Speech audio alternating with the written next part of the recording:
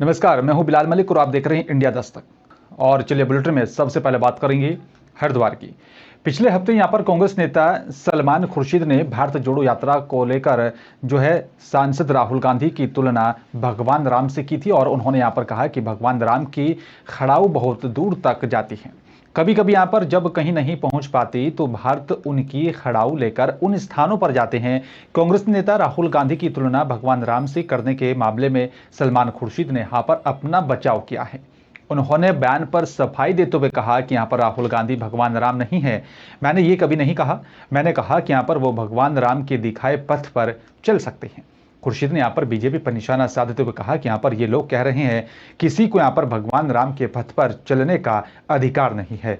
हम लोगों को यहां पर इस पर आपत्ति है क्योंकि वे बीजेपी खुद भगवान राम की जगह रावण के मार्ग पर चल रही है। बयानबाजी तो शुरू इसलिए हुई कि आज राहुल गांधी जी ने जिस दिन से पदयात्रा शुरू करी, भाजपा के अंदर तूफान आया हुआ है, इसलिए आज बयानबाजी हो रही है। भाजपा हिल गई जिस तरह से राहुल गांधी ने कन्याकुमारी से यात्रा शुरू करी आज, और जिस तरह से उन्हें जन समर्थन मिल रहा है, आज भाजपा बौखलाई भी है और उस बौखलाहट में भाजपा अनगिनत उसके नेता बयानबाजी कर रहे हैं।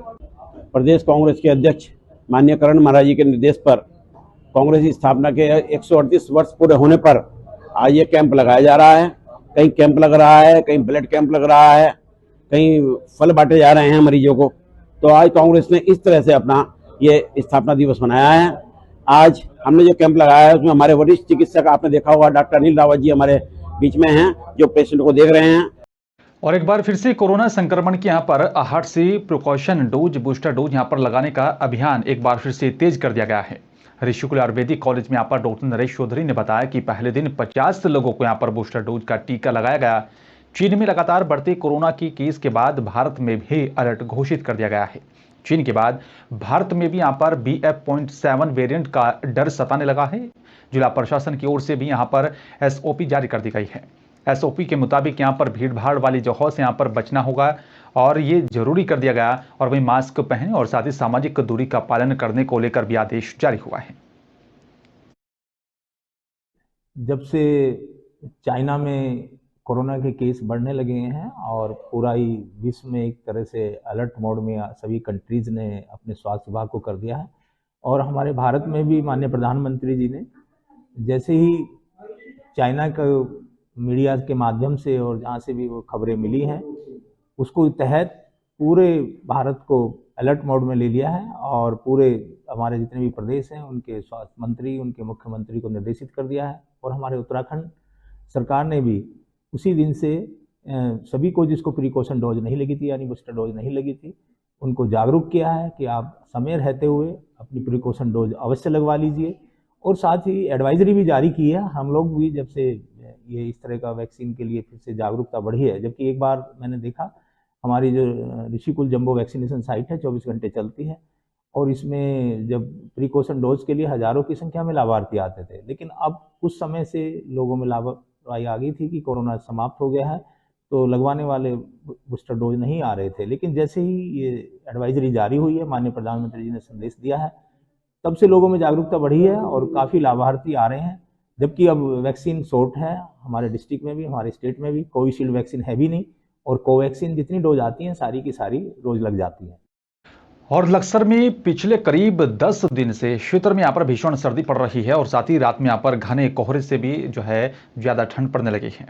और इसी को देखते हुए तहसील प्रशासन की तरफ से गरीब परिवारों लोगों को यहाँ पर कंबल बांटे जा रहे हैं। SDM गोपाल राम बिनवाल ने यहाँ पर आपको बता दें कि लादपुर गांव पहुंचकर गरीब परिवार के 26 लोगों को कंबल वितरित किए।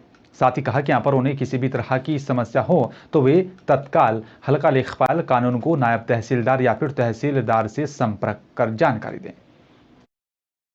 परवेज जी जो कि दिव्यांग व्यक्ति हैं और ये मेरे ऑफिस तक पहुंचे थे और इन्होंने रिक्वेस्ट की थी कि उनके गांव में लगभग 20-21 दिव्यांगजन हैं और जिनको इसमें कंबल की अत्यंत आवश्यकता है। तो स्पेशली प्रयास करके इस गांव में जो दिव्यांगजन थे उनको यहाँ पे बुलाया गया और 21 लोगों को यहाँ पर कंबल वितरण किया गया है और ताकि इन लोगों को सर्दियों में राहत मिल सके। पहले आपका चैनल का हार्दिक अभिनंदन करता हूँ। और उसके बाद में माननीय उप जिलाधिकारी महोदय जो मैं उनके पास में गया और मैंने उनके पास में अपने दिव्यांगजनों की समस्या रखी और जिस पर मुझे एसडीएम महोदय साहब ने आश्वासन दिया कि परवेज भाई मैं बहुत ही जल्दी इस पर कार्रवाई करूंगा और आपके बीच में आकर कंबल वितरण करूंगा। लगभग आज 25 दिव्यांगजनों को खुद एसडीएम महोदय ने आकर यहाँ पर उनको कंबल वितरण किए और बहुत ही अच्छी क्वालिटी के कंबल दिए। मैं शुक्रगुजार हूँ एसडीएम महोदय साहब। और उधर लक्सर में यहाँ पर तहसील प्रशासन ने जो है अवैध खनन पर बड़ी कार्रवाई करते हुए 4 वाहन और साथ ही एक जेसीबी को पकड़कर सीज कर दिया है। आपको बता दें कि लक्सर के यहाँ पर गंगा नदी से सटे भोगपुर, महतोली, भिकमपुर, रंजीतपुर, रायघाटी और रायसी आदि यहाँ पर क्षेत्र में रात के अंधेरे में यहाँ पर खनन माफिया बड़े पैमाने पर अवैध खनन को अंजाम देते हैं। और ये बता दें कि यहाँ पर खनन माफियाओं के फील्डर भी यहाँ पर लक्सर से लेकर खनन क्षेत्रों तक यहाँ पर रात के अंधेरे में सक्रिय रहते हैं और पल पल की जानकारी खनन माफियाओं को पहुंचाने का काम करते हैं। ऐसे ही आपको बता दें कि रात के अंधेरे में यहाँ पर खनन माफियाओं और साथ ही उनके फील्डर तहसील प्रशासन के यहाँ पर आंखों में धूल झोंकने का काम करते हैं, जिसके बाद बड़ी कार्रवाई तहसील प्रशासन ने की है। प्रशासन की ओर से अवैध खनन पर निगरानी रखने के लिए रात्रि में टीम बनाई गई है और प्रत्येक दिन टीम क्षेत्र भ्रमण करती है और पूरा प्रयास किया जाता है कि किसी प्रकार का अवैध खनन ना हो और लगातार अवैध खनन परिवहन करते हुए वाहनों को भी पकड़ा गया है और एक जेसीबी मशीन भी तहसीलदार साहब के माध्यम से कल पकड़ी गई है। तो लगातार कार्रवाई की जा रही है। यदि इस प्रकार की शिकायतें पुनः पाई जाएंगी तो लगातार कार्रवाई की जाएगी।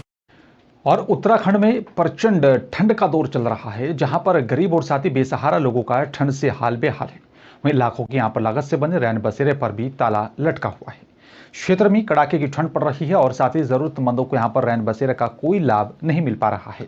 हैरान करने वाली बात तो यह है कि यहाँ पर ना तो नगर पालिका प्रशासन रैन बसेरे की कोई सुध ले रहा है और वहीं लक्सर उप जिलाधिकारी गोपाल राम ने यहाँ पर रैन बसेरे का ताला खुलवाकर निरीक्षण किया, व्यवस्थाओं का उन्होंने जायजा लिया।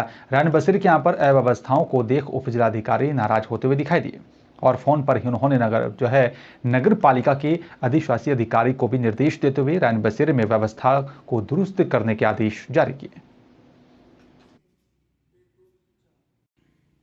द्वारा लक्सर में रैन बसेरे का निरीक्षण किया गया। निरीक्षण में पाया कि साफ सफाई की व्यवस्था बहुत अच्छी नहीं है। इसमें पूर्व में ही नगर पालिका के ईओ को निर्देशित किया गया था कि इसमें पर्याप्त व्यवस्थाएं रखें और कोई भी व्यक्ति जो ज़रूरतमंद है उसको रैन बसेरा में रखें ताकि ठंड लगने से किसी व्यक्ति को कोई भी किसी प्रकार का नुकसान ना हो। आज देखा गया कि यहाँ पर व्यवस्थाएं बहुत अच्छी नहीं है और ईओ को पुनः निर्देशित किया जाएगा कि इन व्यवस्थाओं को दुरुस्त करें और जो ज़रूरतमंद व्यक्ति हैं उनको रैन बसेरों में रखना सुनिश्चित करें। और फिर बात गुजरात के सूरत की करेंगे। आपको बता दें कि यहाँ पर सूरत में शोभा यात्रा 31 दिसंबर को निकाली जाएगी और साथ ही आपको बता दें कि यहाँ पर यह शोभा यात्रा सूरत की रणत भूवर गणेश परिवार की तरफ से सूरत शहर में यहाँ पर खास कार्यक्रम का आयोजन पहली बार किया जा रहा है। शोभा यात्रा के बाद अल्थान में भी यहाँ पर भजन संध्या, महाआरती आदि का भी आयोजन किया जाएगा। शोभा यात्रा सूरत की घोड़दौड़ रोड स्थित यहाँ पर अग्रवाल समाज भवन से होते हुए घुड़दौड़ रोड सिटी लाइट और आपको बता दें कि यहाँ पर साइंस सेंटर होते हुए अनुवृत्त द्वार से श्याम मंदिर होते हुए वेसु के यहाँ पर सिद्ध विनायक मंदिर पर शोभा यात्रा का समापन किया जाएगा। अशोक जी खुटेटा के मार्गदर्शन में इस संस्था का उद्गम हुआ। आज की डेट में पूरे भारत में 8 प्रांत में 300 संस्थाएं कार्यरत हैं, जिसमें एक सूरत इकाई भी है, सूरत संस्था भी है। पहली बार अशोक जी के मन में आया कि 31 दिसंबर नव वर्ष का आगमन हम लोग गणेश जी की आराधना से करें। तो ये 2017 में 31 दिसंबर से ये गणेश जी का गुणगान चालू हुआ, जो अनवरत आज तक चालू है।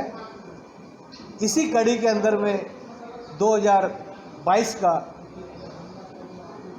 गुणगान 31 दिसंबर का सूरत के गणेश चाकरों के अथक प्रयास के द्वारा आज हम लोगों को सूरत इकाई को ये आयोजन करने का सौभाग्य मिला है। और सूरत के सिविल अस्पताल में कोरोना को लेकर मॉक ड्रिल का आयोजन किया गया। कोरोना की किसी भी यहाँ पर स्थिति से निपटने के लिए तैयार हैं। मंगलवार को देश के यहाँ पर सभी सरकारी अस्पतालों में कोरोना के यहाँ पर संभावित लहर की यहाँ पर तैयारी को लेकर मॉकड्रिल की गई है। वहीं पर आपको बता दें कि सूरत की सिविल अस्पताल में मॉकड्रिल का आयोजन किया गया, जिसके तहत सिविल अस्पताल की कोविड अस्पताल में कोरोना की मरीजों को भी यहाँ पर समय पर उपचार करने के लिए मॉकड्रिल का आयोजन किया गया, जिसमें एम्बुलेंस से मरीजों को यहाँ पर अस्पताल की ग्राउंड फ्लोर से वेंटिलेटर तक मरीजों को पहुंचाकर तुरंत मरीज का इलाज चालू कर सके। फिलहाल आपको बता दें कि यहाँ पर सिविल में जो है 10 ICU बेड समेत यहाँ पर 45 बेड तैयार किए गए हैं और साथ ही सिविल में यहाँ पर आपको बता दें कि 900 बेड उपलब्ध हैं, जिन्हें यहाँ पर आवश्यकता के अनुसार बढ़ाया जा सकता है।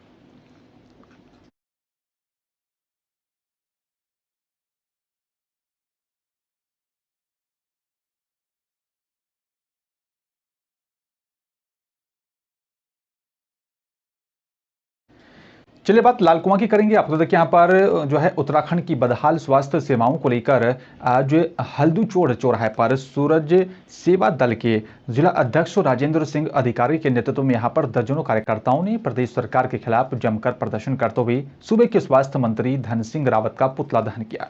साथ ही आपको बता दें कि मुख्यमंत्री के नाम रजिस्ट्रार कानून को मोहित बोरा को ज्ञापन सौंपा, जिसमें उन्होंने यहाँ पर चेतावनी दी है कि अगर जल्द ही प्रदेश के यहाँ पर स्वास्थ्य सेवाओं पर ध्यान नहीं दिया गया तो सुराजो सेवा दल पूरे प्रदेश में उग्र आंदोलन को बाध्य होगा। इसकी जिम्मेदारी शासन प्रशासन की होगी।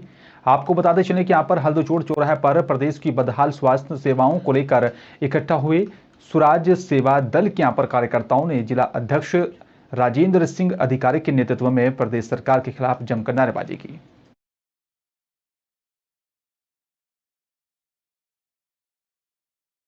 और इसे बात काशीपुर की करेंगे। आपको देखिए यहाँ पर कांग्रेस पार्टी का प्रदेश भर में 138वां स्थापना दिवस मनाया गया और कांग्रेस कार्यकर्ताओं का ये आयोजन संकल्प दिवस के रूप में मनाया गया है।